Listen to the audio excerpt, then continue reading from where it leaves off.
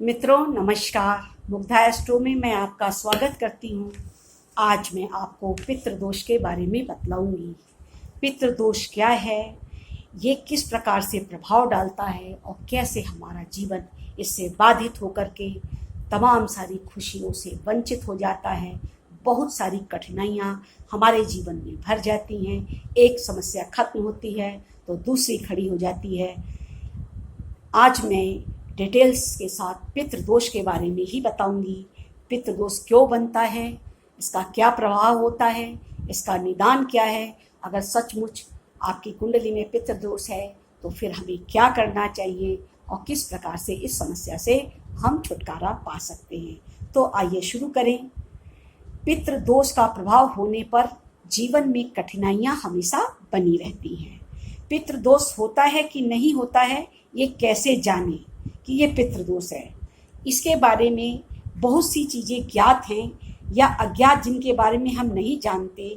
ये भावनाओं की चीज़ें। देखिए, हम सोचते हैं कि पितृदोष क्या है, कैसे होता है, कैसे लग गया, कौन से पितर होंगे जिन्होंने हमें श्राप दिया, जो प्रसन्न नहीं है, कैसे पता चले। परंतु यही बात समझने की है कि ज्ञात अज्ञात यानी इसके बारे में हम जानते हैं या नहीं जानते हैं, इन्हें हम भावनाओं से समझते हैं। ये फीलिंग की चीज़ें हैं। जैसे कि जो ज्योतिष के जिसके जाना जा सकता है उसके बारे में हम बात करते हैं। जो फिक्रमंद हैं उनके लिए ये चर्चा है।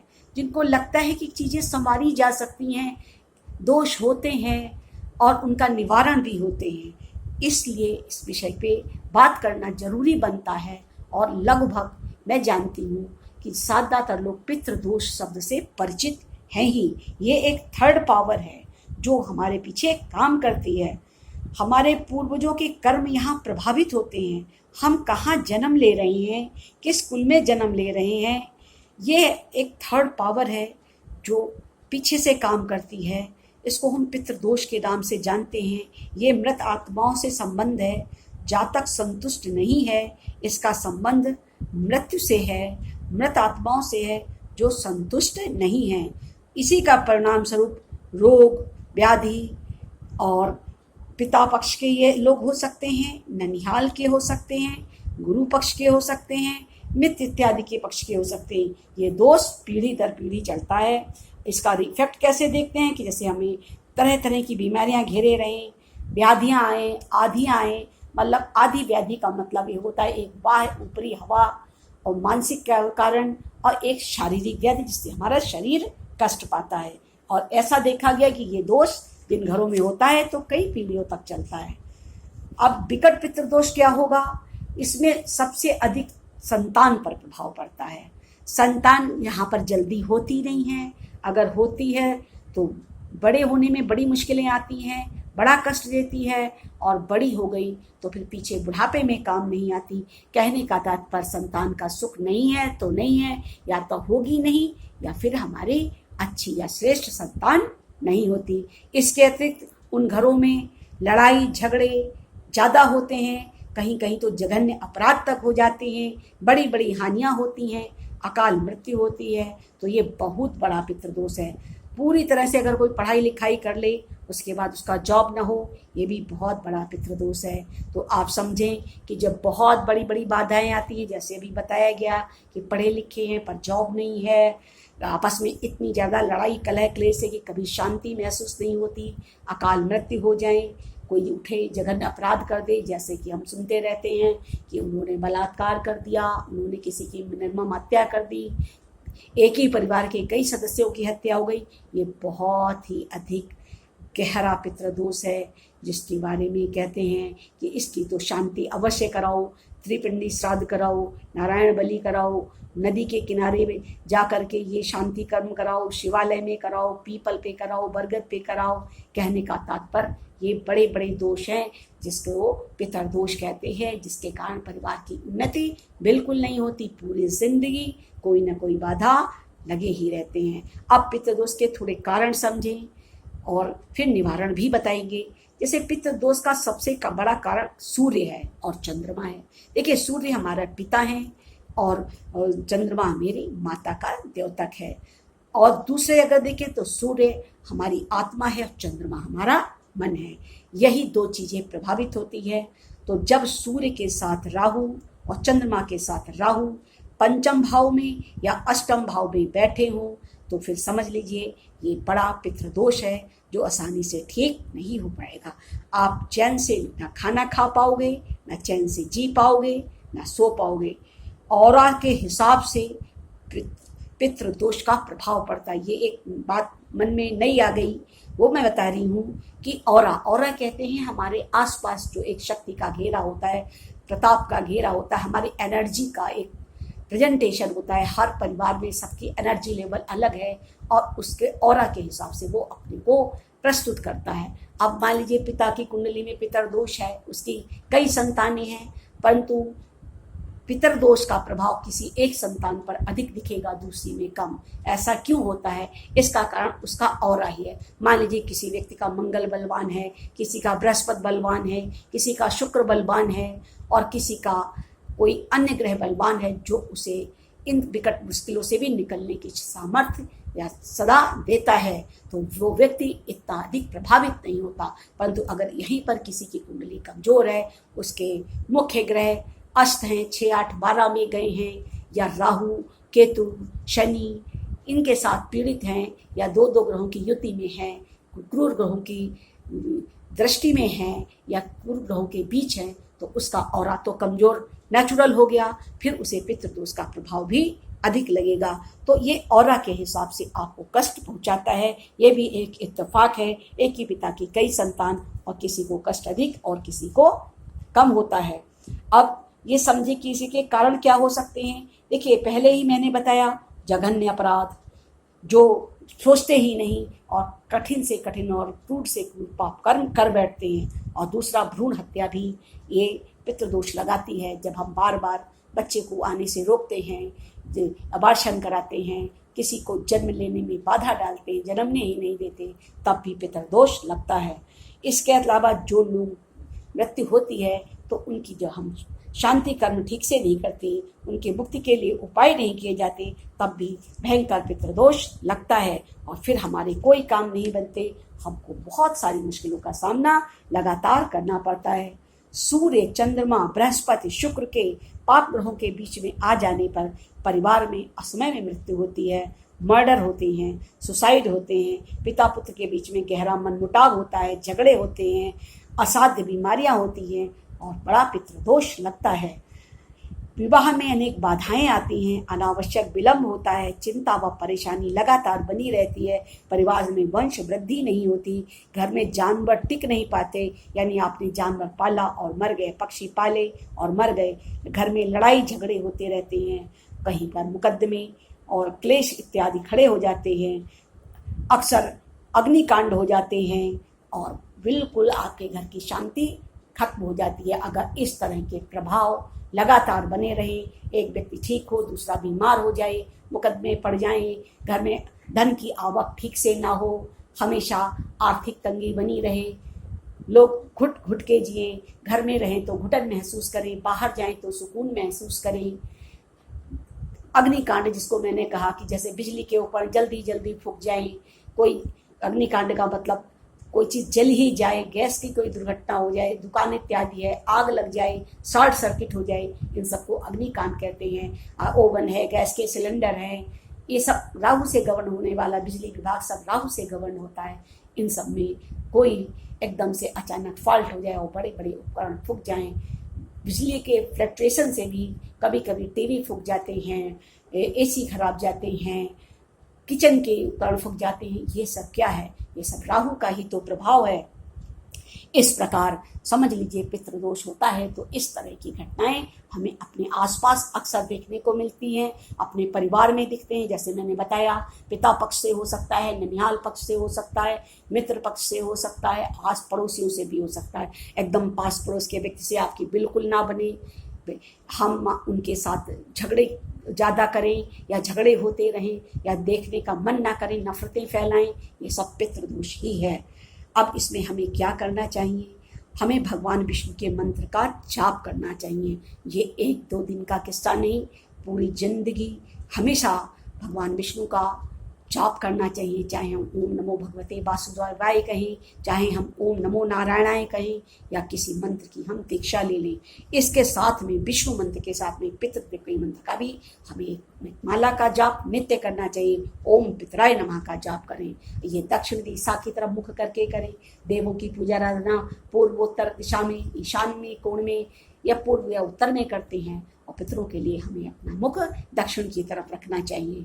एकादशी को, चतुर्दशी को, अमावस्या को और रविवार को तांबे के लोटे में मंदार के पुष्प डालकर सूर्य को अर्घ दान करना चाहिए। उसमें थोड़े से हम तिल भी डाल सकते हैं। ओम सूर्याय नमः का जाप करें।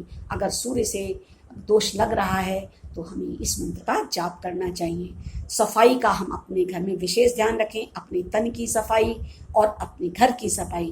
पहली रोटी भगवान को चढ़ाएं, यानी भोग लगाएं। भोजन को बिना प्रसाद बनाए ना खाएं, क्योंकि पितर दोष है तो आपको शांति महसूस नहीं होगी। जितना ज़्यादा साधना में जीवन जिएंगे उतना अधिक घर में शांति अनुभव करेंगे। गाय को रोटी अवश्य दें, कुत्ते को रोटी दें, कौवे को रोटी दें। अगर आप बहुत ज़्यादा नहीं कर सकते, आर्थिक स्थिति कमज़ोर है या कोई कारण है, तो आप एक रोटी के 3 टुकड़े भी कर सकते हैं, पर दें तीनों को। दिया बाती जरूर करें। संध्या के समय जो दीपदान का समय कहलाता है उसी समय दीपक जलाएं, और कम से कम 1-1.5 घंटा दीपक जरूर जलाएं। इतना प्रकाश तो हो कि 1-1.25 घंटे दीप जलता रहे। सोमवती अमावस्या को दूध का, खीर का भोग बना करके अपने पितरों को अर्पण करें। खुद भी खीर खाएं और गाय को भी खिलाएं। पीपल को मीठा जल अर्पण करें, उसकी 108 परिक्रमा करें और उस समय ओम नमो भगवते वासुदेवाय का जाप भी करें। गाय को प्रत्येक अमावस्या को 3 फल या 5 फल अवश्य खिलाएं। इससे भी पितृदोष शांत होता है।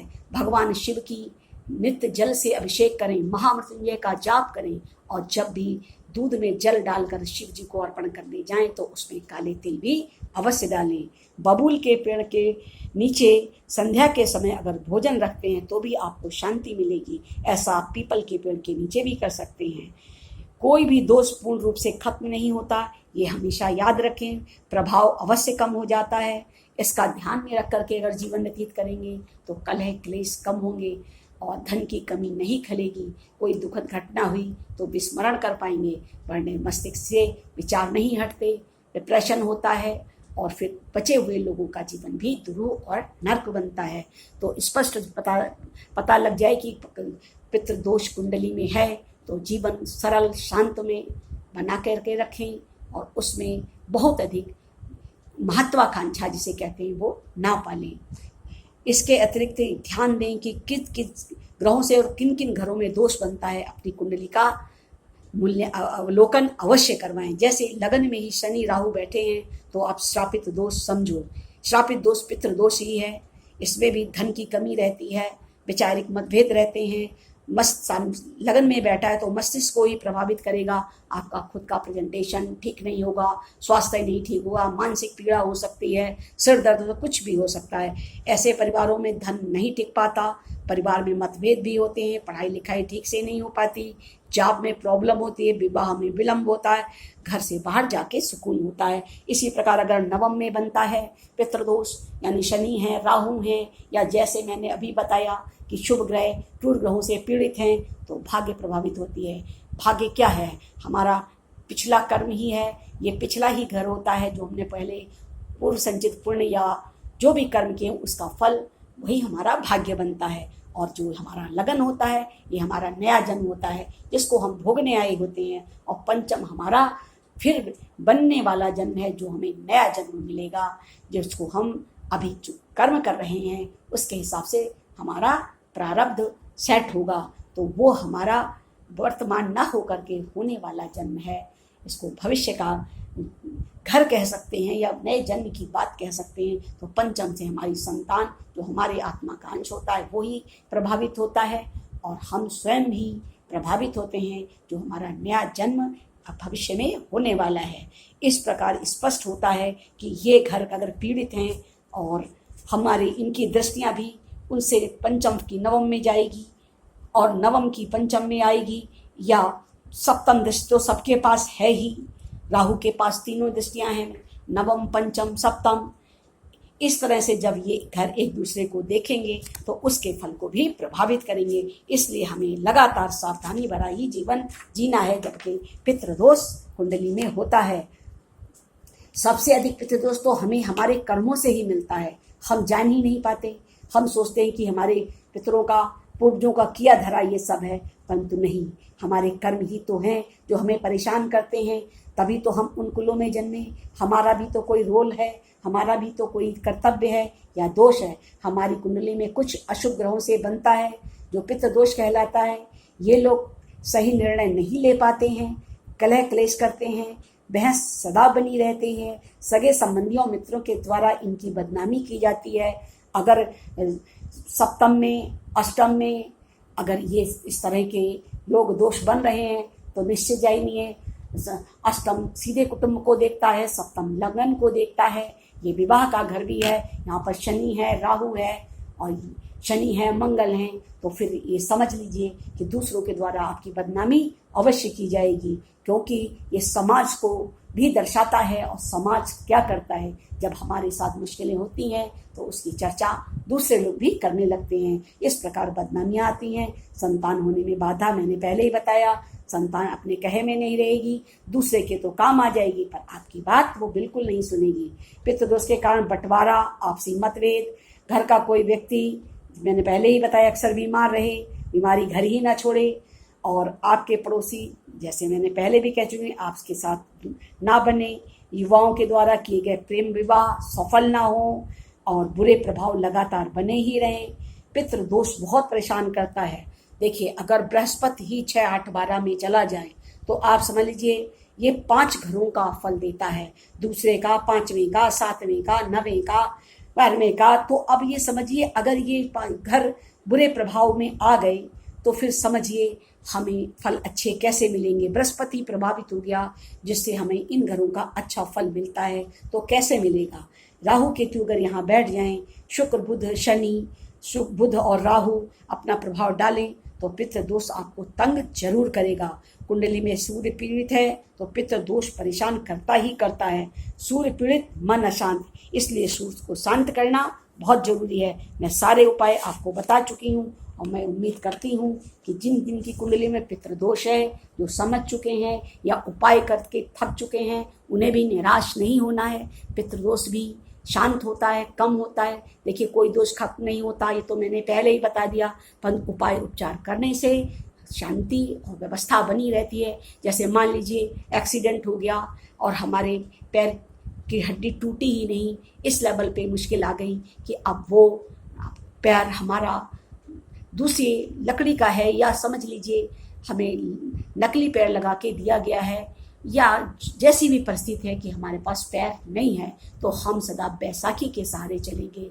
हमारा पैर नेचुरल ढंग से नहीं हो सकता, हमारे एक्सीडेंट से गए हुए अंग हमें फिर से प्राप्त नहीं हो सकते। ये कुंडली पितृदोष की ऐसी ही होती है कि वहाँ पर श्रापित कुल हैं, श्रापित दोष हैं, पितरों का दोष है, किसी पितर का किया हुआ है जो हमें भुगतना पड़ेगा। जैसे राम के बारे में हम जानते हैं कि दशरथ का दोष था, उन्होंने शब्द वेदी बाण चलाया था और श्राप श्रवण के माता पिता का था, और दुख राम को भुगतना पड़ा, जंगल राम को जाना पड़ा, वन वन राम को भटकना पड़ा और उनके परिवार को दुख उठाना पड़ा।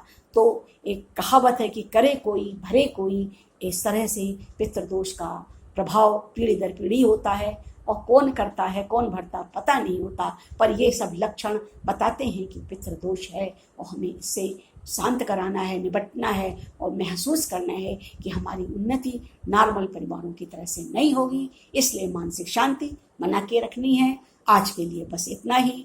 हम एक नए एपिसोड के साथ फिर आपसे मिलेंगे। तब तक के लिए नमस्कार। और आप मेरे चैनल को लाइक करें, सब्सक्राइब करें, बेल आइकन को दबाएं। मुझे आपसे बहुत अधिक प्रेरणा मिलती है और वीडियो बनाने का मन करता है। कृपया लाइक सब्सक्राइब जरूर करें।